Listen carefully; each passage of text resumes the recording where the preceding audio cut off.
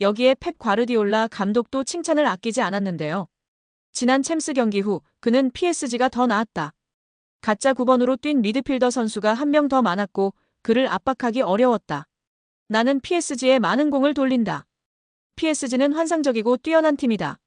그리고 아주 좋은 수비수들도 있다. 엘리케에게 축하를 보낸다고 소감을 전했습니다. 확실히 팀 내에서 자리를 잡은 이강인입니다. 프랑스 매체 르텐스포르트는 이강인은 루이스 엘리케 감독이 높이 평가하는 선수로 자리매김했다라면서 이강인은 가짜 9번 역할을 소화하며 과르디올라로부터 칭찬을 받기도 했다고 언급했습니다. 이어 프랑스 대표로 활약했던 샤르보니는 이강인은 중요한 선수다. 매우 중요하다. 그는 미친 활약을 해낸다. 첫 번째 시도와 수많은 움직임을 없애버린다. 그런 사람이 필요하다. 엘리케 감독이 이강인을 이 자리에 기용하는 이유를 알겠다. 그런 미친 선수가 필요하다라며 칭찬했습니다. 파리 생제르맹에서 활약 중인 이강인의 미래가 더욱 밝아질 것으로 보이며 화제입니다. 나세르 알켈라이피 PSG 회장이 어린 선수들이 주축이 된 팀을 만들겠다고 공언했기 때문인데요. 유럽 축구 전문 기자 파브리치오 로마노에 따르면 알켈라이피 회장은 우리는 앞으로 6에서 8년 더 함께 뛸 수 있는 팀을 만들고 싶다라며 유럽 축구연맹 챔피언스리그 8강 팀 중 가장 어린 팀을 보유하고 있다. UEFA 클럽 랭킹 10위 안에서도 가장 어리다. 정말 자랑스러운 일이다라고 말했습니다. 현지에서는 알켈라이피 회장의 발언에 대해 미래 자원들로 리빌딩에 착수할 거라고 선언한 것으로 보고 있습니다.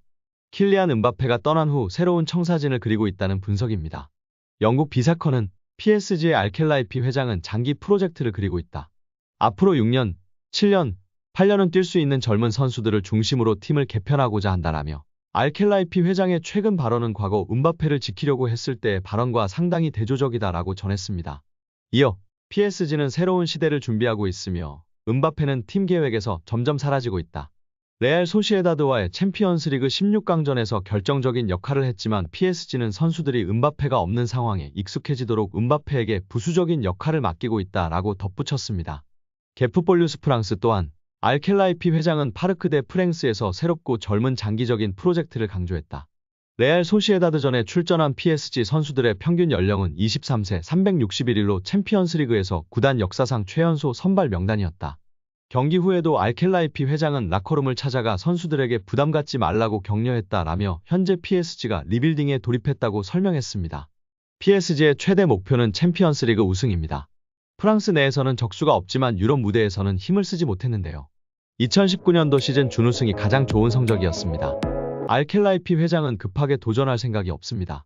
시간이 조금 걸리더라도 미래를 보장할 수 있는 선수들로 팀을 만들어 계속 도전하겠다는 입장입니다. RMC 스포츠에 따르면 알켈라이피 회장은 선수들은 매 경기 승리를 원하지만 현실적이어야 한다. 우리는 팀을 구성하는 과정에 있으며 선수들 대부분이 어리다. 새로운 팀을 만드는 과정이기 때문에 쉽지 않다라며 팀을 만들었다고 해도 선수들이 준비가 된 것은 아니다라며 충분히 기다릴 필요가 있다고 강조했습니다. 회장이 직접 젊은 선수들로 개편하겠다는 뜻을 밝힌 만큼 이강인의 미래도 좀 더 밝아질 것으로 기대되고 있습니다. 2001년생 이강인은 얼마 전 23번째 생일을 맞았습니다. 알켈라이피 회장이 언급한 6에서 8년 동안 활약할 수 있는 선수에 부합하는 나이대입니다. 현지 보도에 따르면 PSG는 지난달 익명의 PL 클럽으로부터 이강인에 대한 제안을 받았으나 이를 거절했습니다. 영국에서는 중동 자본을 등에 업은 뉴캐슬 유나이티드가 이강인을 노리고 있다는 루머까지 등장했습니다. 그러나 PSG가 이강인을 팔지 않겠다고 선을 그으면서 이강인의 이적설은 루머에 그쳤습니다. 이어 김민재의 전 소속팀인 나폴리도 이강인과 연결됐습니다.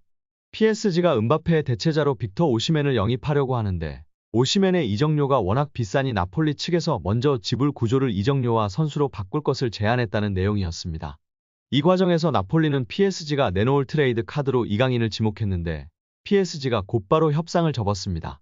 젊은 선수들을 중심으로 팀을 개편할 계획을 세운 PSG의 플랜에서 이강인이 어떤 입지를 갖고 있는지 알 수 있는 대목이었습니다. 최근에는 사우디아라비아에서 이강인에게 관심을 보이고 있다는 소식도 전해졌습니다. 심지어 일부 사우디아라비아 클럽들은 이강인을 리그 최고 연봉자로 만들 생각도 갖고 있다는 보도였습니다. 프랑스 매체 풋 메르카토의 산티 아우나는 일부 사우디아라비아 클럽들이 이강인을 영입하기 위해 PSG와 이강인에게 초대형 제안을 건넬 준비를 하고 있다며 상황을 지켜봐야 한다고 했습니다. 현재 사우디아라비아에서 뛰는 선수들 중 가장 높은 연봉을 받는 선수는 세계적인 슈퍼스타 크리스티아노 호날두로 만약 이강인이 이 제안을 수락할 경우 호날두가 받는 2억 유로 약 2,982억 원 수준의 연봉을 받을 수 있을 전망이지만 이제 막 B클럽에서 도전을 시작한 이강인이 사우디아라비아의 제안을 받아들일 것인지는 미지수입니다. 이정환 엘리케 감독은 이강인을 향한 칭찬을 아끼지 않았었는데요. 나는 스페인 프리메라리가에 있을 때부터 이강인을 알고 있었다. 이강인은 무언가 다르다. 아주 특별한 선수다. 이강인은 미드필더와 공격수를 모두 소화할 수 있다. 우리 방식이 아주 잘 맞고 공이 있을 때나 없을 때나 영리하다. 다재다능하고 체력적으로 강하며 기술까지 뛰어나다. 나는 이강인과 함께할 수 있어 아주 기쁘다고 극찬했었습니다. 여기에 이강인이 올 시즌 파리 생제르맹에서 깜짝 놀랄 활약을 펼칠 선수가 될 거라는 현지 매체 전망이 나오며 화제입니다. 프랑스 매체 르텐스포츠는 PSG, 루이스 엘리케의 새로운 놀라움, 지난 시즌 비티냐, 브래들리 바르콜라와 같은 몇몇 PSG 선수들은 엘리케 감독 지휘 아래 완전히 폭발했다.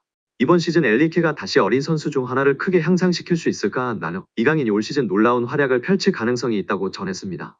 매체는 PSG가 이렇게 젊었던 적은 없었을 것이다.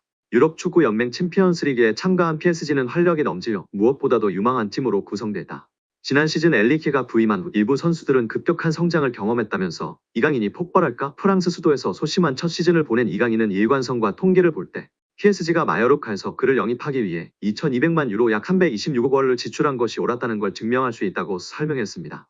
이어 경기에서 능숙하고 지난 시즌보다 더 많은 주도권을 잡을 수 있는 능력을 갖춘 이강인은 올 시즌 PSG에서 깜짝 놀랄 만한 선수가 될 수 있다고 올 시즌 PSG에서 가장 주목할 만한 선수라고 강조했습니다.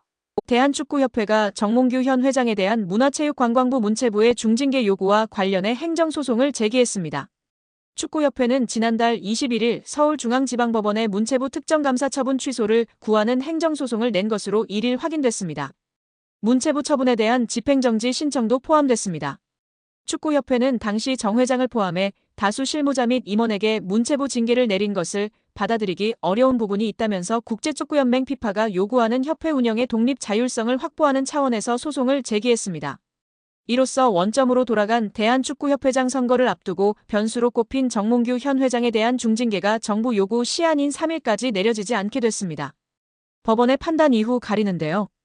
축구협회 스포츠공정위원회도 지난달 23일 회의를 통해 문체부 처분을 두고 소송을 제기한 만큼 판결이 나오기 전에 정 회장의 징계건은 유보하기로 했습니다.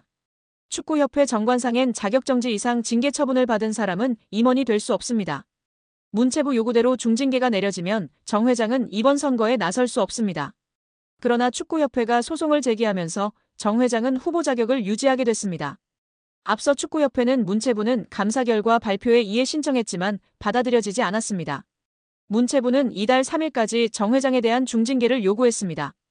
축구협회는 허전 이사장이 제기한 선거 불공정성을 보완해 지난달 23일 선거를 치르려고 했지만 선거운영위원회 위원이 전원 사퇴하면서 원점이 됐습니다. 현재 선거운영위를 새로 꾸려 다시 선거 절차를 밟고 있는 상황입니다.